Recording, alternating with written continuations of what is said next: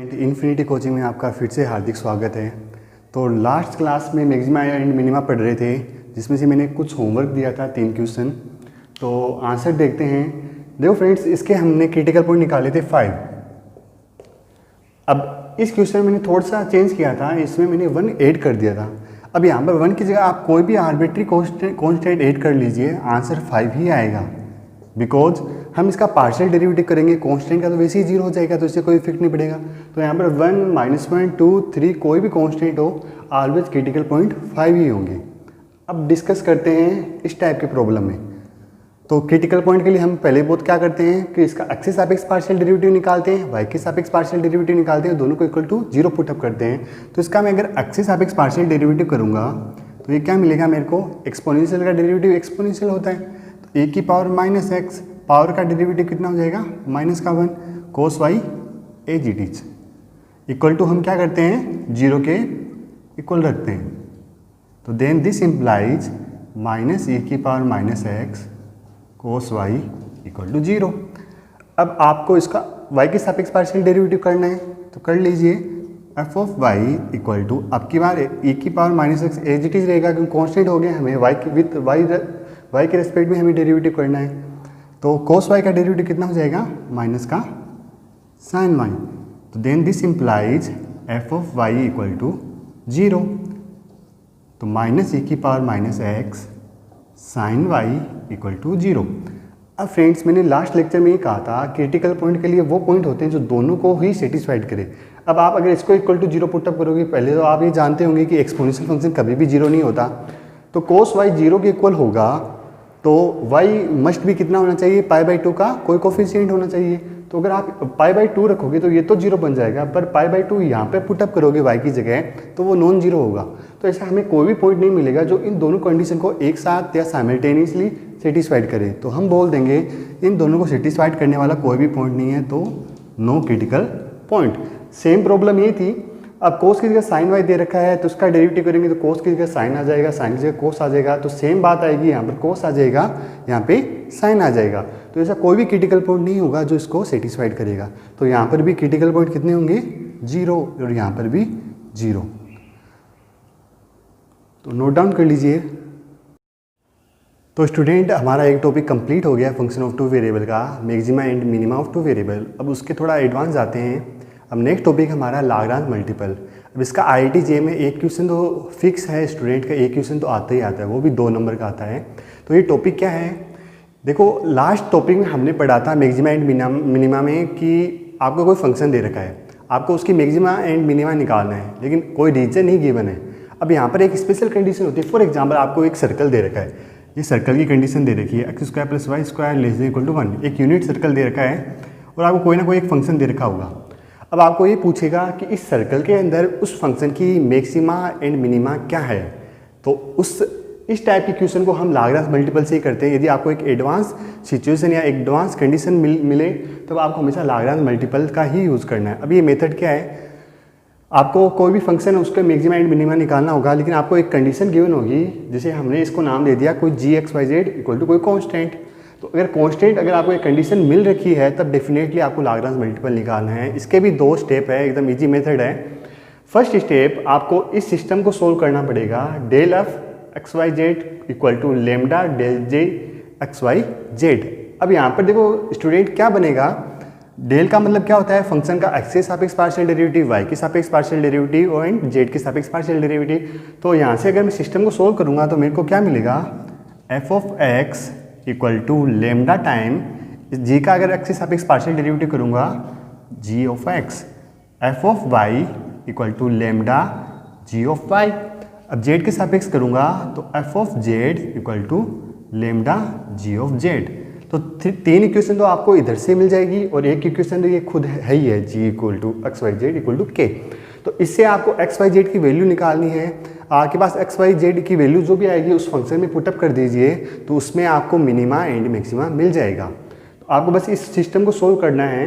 अब इसके लिए एक बात इंपॉर्टेंट, जो जी होता है ना, उसके साथ ही लेमडा आता है, और लेमडा को ही हम बोलते हैं लाग्रांज मल्टीप्लेयर्स। अब स्टेप सेकंड क्या है, जो भी जितने भी एक्स वाई जेड आया आप फंक्शन में पुटअप कर दीजिए। तो जो भी मैक्सिमम वैल्यू आएगी उसको हम मैक्सिमम बोल देंगे, जो मिनिमम वैल्यू आएगी उसको हम मिनिमम बोल देंगे। अब यहाँ पर एक कंडीशन है कि वो एग्जिस्ट करना चाहिए। अब आप कहोगे सर अब आपने ये तो बताया ना वो एग्जिस्ट कब करेंगे, हम तो डायरेक्ट निकालेंगे। तो एग्जिस्ट के लिए कंडीशन होती है, जो भी आपको जी की कंडीशन दे रखी होती है ना वो क्लोज होनी चाहिए, ओपन नहीं होनी चाहिए। यदि आपको अगर यहाँ पर इक्वल टू की जगह अगर ये कर दे लेस देन के इक्वल टू नहीं लगाए तब ये ओपन हो गया। ओपन में हम कभी भी मैक्सिमा एंड मिनिमा विथ जो भी कंडीशन होती है उसमें नहीं निकाल सकते, तो ये हमेशा क्लोज होनी चाहिए। तो आपको अगर IIT JEM या गेट के पेपर में अगर कोई भी कंडीशन होती है वो ऑलवेज या तो इक्वल टू होती है या ये साइन होता है, इसका मतलब ही क्लोज होता है। तो और सेकंड है जो भी आपके पॉइंट निकले x, y, z maxima and minima के, उस पॉइंट पे del g equal to zero non zero होना चाहिए, तभी मैक्सिमा एंड मिनिमा एग्जिस्ट करेगा। नोट डाउन कर लीजिए स्टूडेंट। अब हम एग्जाम्पल देखते हैं, पहले बहुत ईजी एग्जाम्पल से स्टार्ट करते हैं। हमने दो वेरिएबल ले रखे हैं, आपको एक कंडीशन दे रखी है एक सर्कल, आपको इस फंक्शन की maxima and minima find out करना है विथ दिस कंडीशन सर्कल की। तो स्टेप फर्स्ट वही है, आपको जो भी कंडीशन दे रखी होती है उसको आपको क्या मानना है, जी ऑफ एक्स वाई जेड। तो जी में मान लूंगा, जेड लिखने की जरूरत नहीं क्योंकि यहाँ पर टू ही वेरिएबल है। तो जी एक्स वाई क्या आ जाएगा मेरे पास, X square plus Y square minus 136। अब आपको ये सिस्टम सोल्व करना है, फंक्शन का एक्सिस सापेक्ष partial derivative equal to lambda g function of g with respect to x. तो यहाँ पर फंक्शन का एक्सिस सापेक्ष पार्शियल डेरिवेटिव करोगे तो क्या मिल जाएगा, 5 इक्वल टू लेमडा टाइम यहाँ पर एक्स का जी का डेरिवेटिव करेंगे विद रिस्पेक्ट टू एक्स, तो क्या मिल जाएगा ट्वाइस एक्स। यहाँ पर y के सापेक्ष पार्शियल डेरिवेटिव करेंगे तो क्या मिल जाएगा माइनस का 3 लेमडा टाइम, यहाँ पर y के सापेक्ष पार्शियल डेरिवेटिव करेंगे तो क्या मिल जाएगा 2y equal to x square plus Y square equal to 136। तो यहाँ से हमारे पास x की वैल्यू क्या आ जाएगी, then this implies x equal to 5/2 lambda. यहाँ से y की वैल्यू क्या आ जाएगी, माइनस का 3/2 लेमडा। ये x और y की वैल्यू आप इधर रखोगे तो आपके पास लेमडा की वैल्यू आ जाएगी। तो मैं ये रखूँगा, x का स्क्वायर करूँगा तो क्या मिल जाएगा 25/4 लेमडा स्क्वायर प्लस इसका स्क्वायर करूँगा तो 9/4 लेमडा स्क्वायर इक्वल टू 136। तो 4 लेमडा स्क्वायर लघुत्तम ले लेंगे, तो 25 plus 9 equal to 4 lambda square 136। 25 plus 9 34, 4 lambda square and 136। तो 34 को 4 से मल्टीप्लाई करेंगे तो 136 होता है, तो इसको मैं ये भी लिख सकता हूँ 34 से यहाँ पर 4 बच जाएगा, तो लेमडा स्क्वायर इक्वल टू क्या आ जाएगा 1/16। तो lambda equal two plus minus 1/4। Lambda की वैल्यू आ गई। अब लेमडा की वैल्यू आप इधर रखोगे तो x और y की वैल्यू आ जाएगी आपके पास। तो सपोज अगर मैं लेमडा चूज करता हूँ प्लस का 1/4, तो x की वैल्यू क्या आ जाएगी मेरे पास 10, और 1/4 पुटअप करता हूँ तो y की वैल्यू कितनी आ जाएगी मेरे पास माइनस का 6। और ये वैल्यू अगर मैं इधर पुटअप करूँगा तो फंक्शन की वैल्यू क्या मिल जाएगी मेरे को, x की वैल्यू मेरे पास आई 10 और y की वैल्यू आई मेरे पास माइनस का 6। तो ये पुटअप करूँगा तो 10 को 5 से मल्टीप्लाई करूँगा तो 50, और -6 को -3 से मल्टीप्लाई करूँगा प्लस का 18, तो आंसर क्या आ जाएगा 68। तो अगर लेमडा की वैल्यू में 1/4 पुटअप करता हूँ तो मेरे पास फंक्शन की वैल्यू आई 68। अब लेमडा की वैल्यू अगर मैं नेगेटिव पुटअप करता हूँ माइनस का 1/4, तो माइनस का 1/4 पुटअप करूँगा तो मेरे पास x की वैल्यू क्या मिल जाएगी माइनस का 10 मिल जाएगा, x इक्वल टू माइनस का 10, और y इक्वल टू क्या मिल जाएगा प्लस का 6। तो फंक्शन की वैल्यू क्या मिल जाएगी मेरे को -10 पुटअप करूँगा तो ये नेगेटिव हो जाएगा, और 6 पुटअप करूँगा तो ये भी नेगेटिव हो जाएगा, तो मीन्स दोनों नेगेटिव हो जाएंगे, तो माइनस का 68। अब आपको कोई प्रॉब्लम नहीं, क्योंकि आपको पता है 68 बड़ा होता है। तो इस फंक्शन की मैक्सिमम वैल्यू क्या आ जाएगी 68, इस फंक्शन की मिनिमम वैल्यू क्या आ जाएगी -68 over the subject to the constraint circle. Note down कर लीजिए फ्रेंड्स। नेक्स्ट प्रॉब्लम देखते हैं स्टूडेंट, IIT JEM 2018 में आ रखा है, NET का क्वेश्चन है। आपको एग्जैक्ट आंसर फिलअप करना है। आपको क्या पूछा गया है कि XYZ are positive real number, means तीनों के तीनों हमारे पास पॉजिटिव रियल नंबर है सच डेट। अभी आपको एक कंडीशन दे रखी है, तो कंडीशन को हमेशा क्या मानना है, जी। If m is the maximum value of XYZ का स्क्वायर, तो आपको इस फंक्शन की मैक्सिमम वैल्यू चाहिए। तो सबसे पहले आप नोट डाउन कर लीजिए, फंक्शन क्या हो जाएगा, हो गया मेरे पास XYZ स्क्वायर, और कंडीशन क्या है मेरे पास, ये इसको मैं क्या मानूंगा, g of x, y, z equal to x plus 2y plus 3z minus का 1। अब आपको जो भी मैक्सिमम वैल्यू आए, जो भी आपकी मैक्सिमम वैल्यू आए, उसको आप रेसिप्रोकल में करके उसकी वैल्यू पूछा है आपसे कि उसकी एग्जैक्ट वैल्यू क्या आएगी। तो स्टेप फर्स्ट वही रहेगा हमारा, इसका एक्सिस सापेक्ष partial derivative equal to lambda time इसका एक्सिस सापेक्ष पार्शियल डेरिवेटिव, तो एक सिस्टम बनेगा हमारे पास।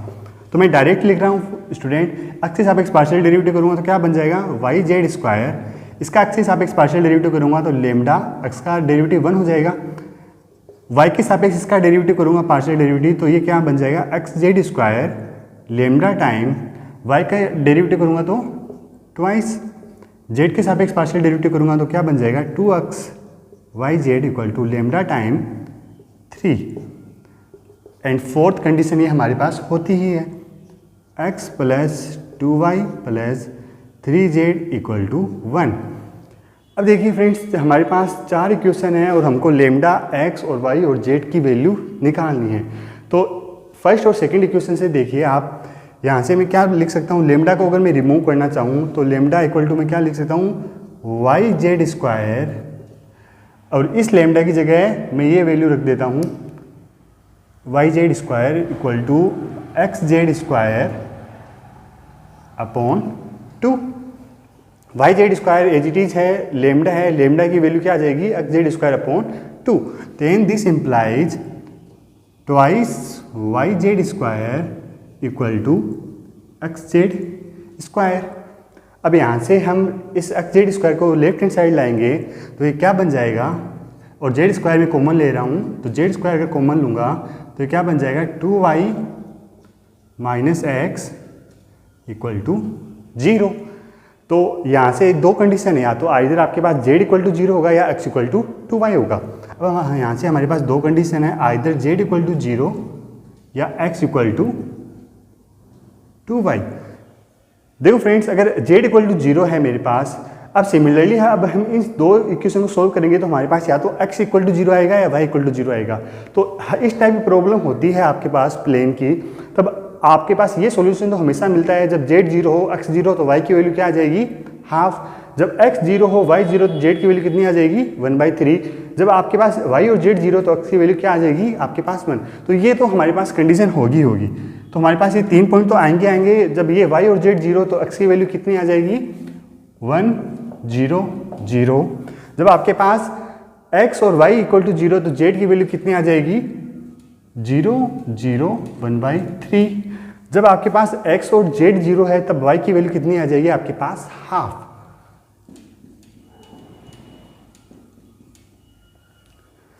अब आपको देखना है इस कंडीशन से आपको क्या मिलता है। ये तो हमारे पास हो गई जो कि कंपलसरी कंडीशन, ये आएगी ही आएगी अगर आपको प्लेन दे रखा है तो। अब x इक्वल टू 2y दे रखा है हमारे पास, तो x इक्वल टू 2y हम इसमें पुटअप करेंगे। तो x equal to 2y put up किया तो ये क्या मिला मेरे को,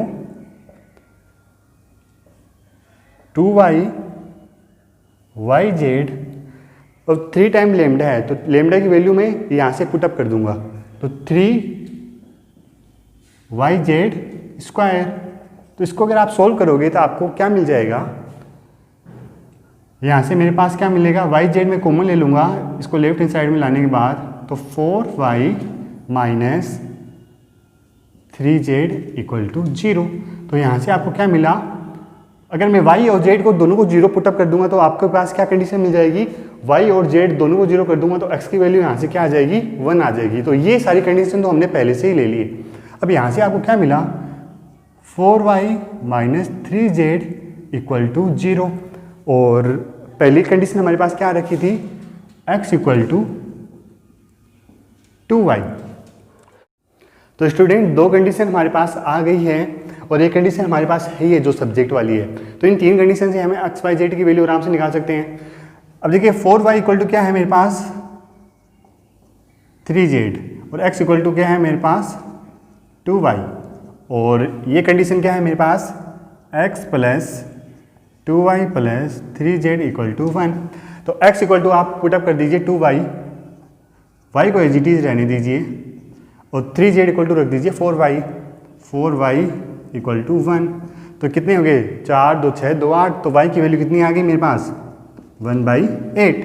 y की वैल्यू 1/8 है तो x की वैल्यू कितनी आ गई मेरे पास 1/4। और यहाँ से z की वैल्यू क्या आ जाएगी मेरे पास z इक्वल टू क्या है मेरे पास 4y अपॉन 3। y कितना है मेरे पास 1/8, 1/8 मीन्स 1/6।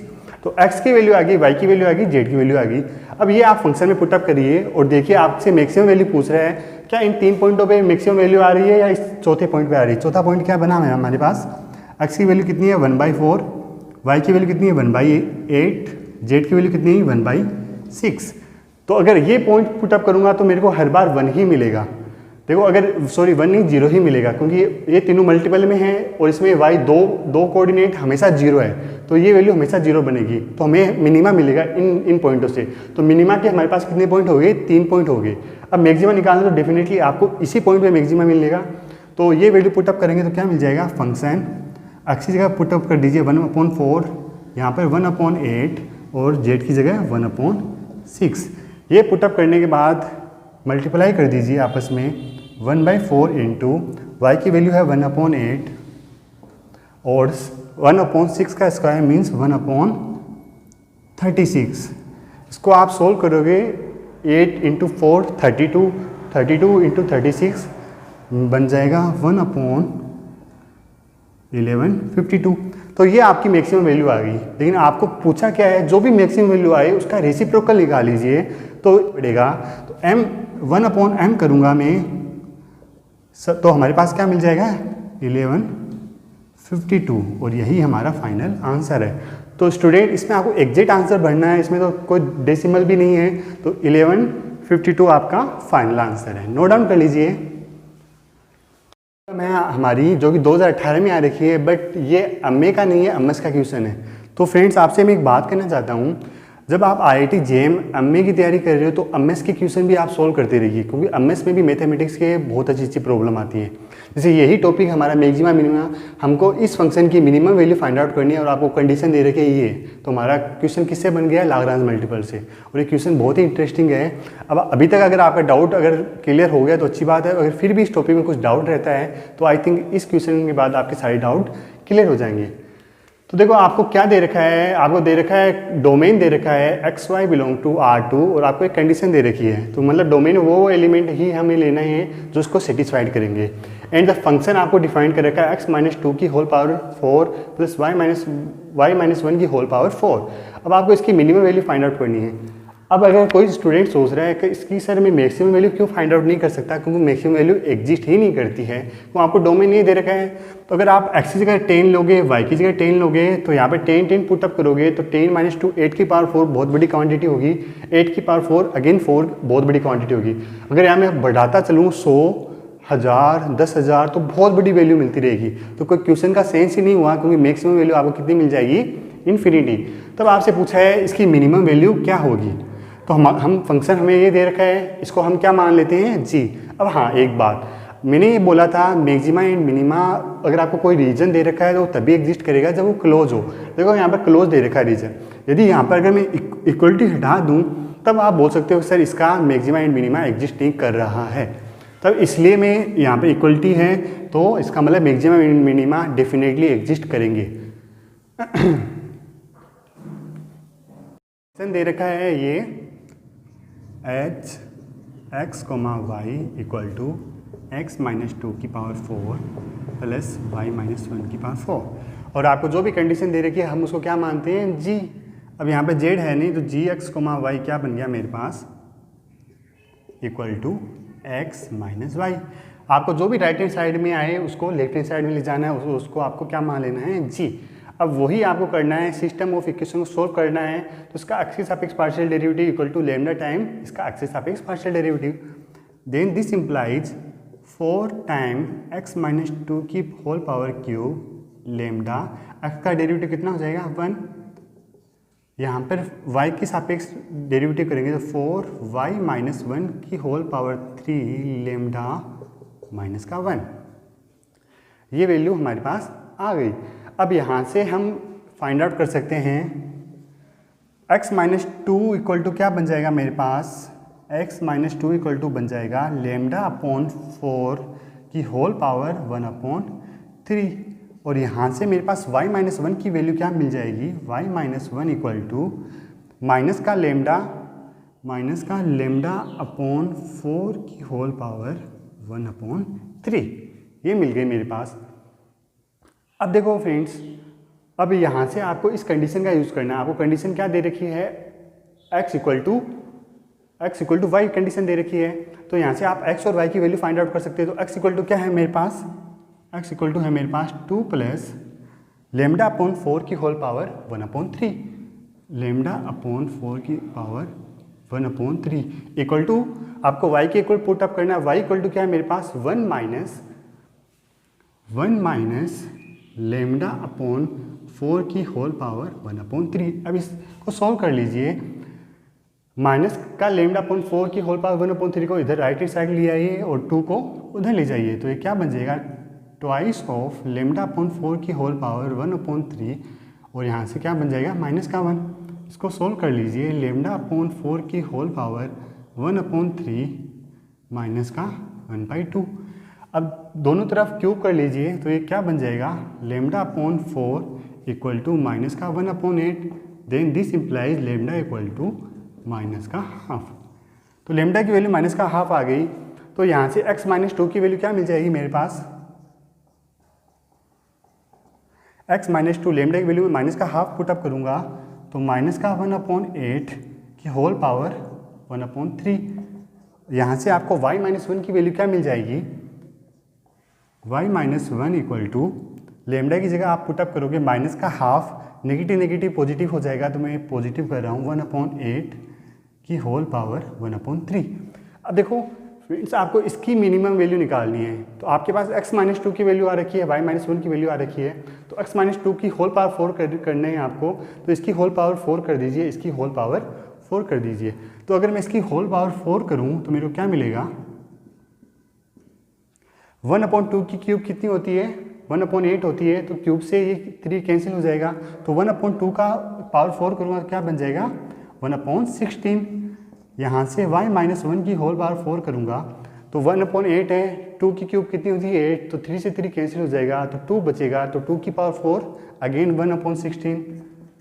अब आपको फंक्शन की मिनिमम वैल्यू निकालनी है, दोनों को ऐड करना है, तो दोनों को ऐड कर दीजिए, तो जो भी वैल्यू आएगी वो आपकी मिनिमम वैल्यू आ जाएगी, 1 अपॉन 16 प्लस 1 अपॉन 16 1 अपॉन 8, और यही आपका फाइनल आंसर है।